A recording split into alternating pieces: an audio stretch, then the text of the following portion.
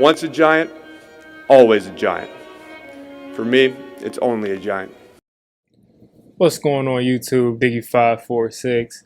Definitely hit that subscribe button if you're new. Like the video if you like the video. And I won't tell if you click that bell. But let's go ahead and get into this. So I'm actually about 2 weeks late, maybe a week and a half, pretty much 2 weeks late on this. But I really wanted to weigh in on this. I've been thinking a lot about this trade. First off, let's get into the trade. The Falcons traded Julio Jones to the Tennessee Titans for a 2022 second round draft pick and a fourth round draft pick. So they got a second and a fourth, and they sent Julio Jones and a sixth round pick to the Titans. So let's see what the Falcons got from this. They got a second and a fourth. That's pretty decent value. I mean, you go back to when the Giants traded Odell Beckham, that is looking like a lot more value. The DeAndre Hopkins trade, I guess, was around this. Even the AB trade was like for a third or fourth round pick. So I think the Falcons actually got decent value compared to some of these other trades that have happened with receivers. If you take out the Odell trade, I think they pretty much got good value. Also, we have to remember that Julio Jones, I'm pretty sure at this stage in his career is 30. I think he's over 30. Pretty sure he's 32. Correct me if I'm wrong, but I'm pretty sure at this stage he's around 31 or 32 years old. So he's getting up there in age as a professional athlete in general, and definitely as an NFL player. So all of those things you have to take into account. Who do I think won this trade? I think both teams pretty much benefited, but who I think wins it in the long term, we'll see. We'll see. The Falcons could win it. The Falcons could definitely win it because that second round pick these days can go towards another wide receiver. If you want to replace that, that second round pick also can be used as, ammunition to package something and trade up for a quarterback next year if they need to do that. So who knows what they'll use those picks for? You can't really say who won or who lost it. But looking at the Tennessee Titans, they are in good shape offensively. I feel good about their offensive line. I mean, I don't think they're the best offensive line in the league by any means, but I feel good about them. We all know what they have there in Derrick Henry. He just ran for 2,000 yards. They have A.J. Brown, who's a young, up-and-coming kind of athlete who kind of has a similar build to Julio Jones, but they play the game a little bit different. Julio Jones is just such an athletic freak. He runs like a smaller receiver, all of his routes like a smaller receiver, but he still has that physicality of a big wide receiver. A.J. Brown is the big wide receiver who kind of bullies everybody around him. So they kind of complement each other. Julio is probably going to be doing a lot of underneath things like he usually did. And he also said that he wants to go to a team where he can stretch the field and run under some deep balls and catch those. So he'll be used everywhere. A.J. Brown will be used everywhere. They're both going to be good after the catch. Pair that with the fact that you have Derrick Henry and you have a competent quarterback there. I think the Titans got a lot better on offense.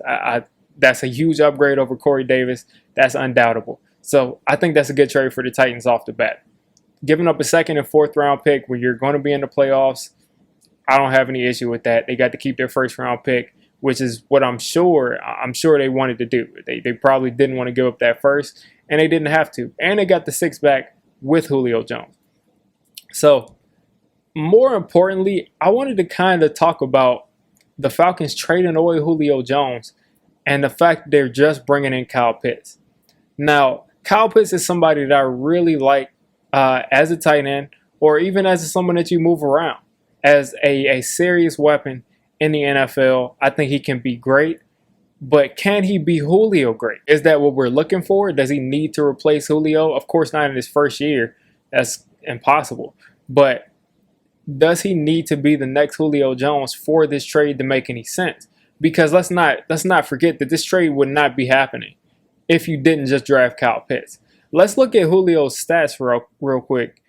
Just over the last couple of years, he had that 1,800 yard season in 2015, which was a little while ago. But since then, he's been 1,400, 1,600, 1,300. He missed the game that year that he had 1,300 in 2019. And then he played 9 games and had 700 yards. So he went from his career average being over 100 yards a game to now it's just right around 95 per game. He averaged 85 per game last year, but again, he was dealing with a hamstring. He had to leave a couple of games, and he just wasn't right for most of that season. So what does this tell me? It tells me that I think Julio has about 2 or 3 more years being that, at least 2 more years being that dominant number one unstoppable wide receiver. I just see that. That hasn't gone away to me. I think he can still do that for a couple of more years. And now you're bringing in Kyle Pitts. Are you planning to just line Kyle Pitts up at wide receiver full time? Because I don't think that he can do that full time. Are you planning to run a lot of 2 tight end sets with him and Hayden Hurst? Are you planning to, what is the plan for Kyle Pitts? Because to replace what you got from Julio, now you do have Calvin Ridley, who's going to be a monster. I believe he's ready to step up and be that number 1 wide receiver and take that pressure off of Kyle Pitts and everybody else in that offense. Are you expecting Kyle Pitts to give that kind of production? That's what's interesting to me. It's definitely interesting to me. He's going to have big shoes to fill. People are going to be looking to him to be that next game breaker as a pass catcher in Atlanta. Yes, Calvin Ridley is the number 1 guy. I mean, there's no bones about that. But Calvin Ridley was not drafted in the top 5. He just wasn't. And a lot is going to be resting on Kyle Pitts' shoulders because there were no defenders worth taking at that number 4 spot. There was no defender that was worth that. And we all know that the Falcons needed a defender the most. So there was no defender worth taking at that spot. So you take Kyle Pitts, and it's going to be looked towards him to kind of save the Falcons this year. Because if you take a quarterback there, if you take a pass rusher there, you're looking for them to turn around that unit. The problem is the Falcons didn't really have many problems scoring points last year. It was the defense. So I'm hoping that Falcons fans are going to give Kyle Pitts a fair shot to develop. Let him develop, let him turn into the player that he's going to turn into. And I'm hoping the Falcons have a good plan for him. Are you going to use him as a full, every down wide receiver? I don't think that's a good idea.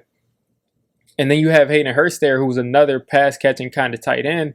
That's going to be really interesting in the red zone.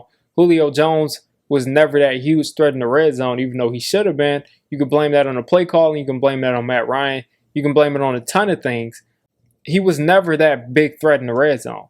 I think Kyle Pitts is immediately going to be an upgrade as far as how he's going to be used, and then, pair him with Hayden Hurst and then the route running at Calvin Ridley. I think that Kyle Pitts is going to score a lot of points when they get in the red zone. So I'm just curious to see, what are Falcons fans thinking of this trade? Do you expect Kyle Pitts to be the next Julio Jones? Do you expect him to be that Hall of Fame player? I guess if you take someone in the top 5, you expect that. What are you thinking of Kyle Pitts? What are you thinking of losing probably your best receiver in franchise history? Do you think he had any more left in the tank? I'm curious to know. If you made it this deep into the video, come on, just hit the subscribe button. I make Giants content primarily, draft content secondarily, and during the season, I'm going to be doing a lot of reacting to pretty much most of the NFL games and everything NFL. So if you made it this deep, go ahead and join the D6 squad.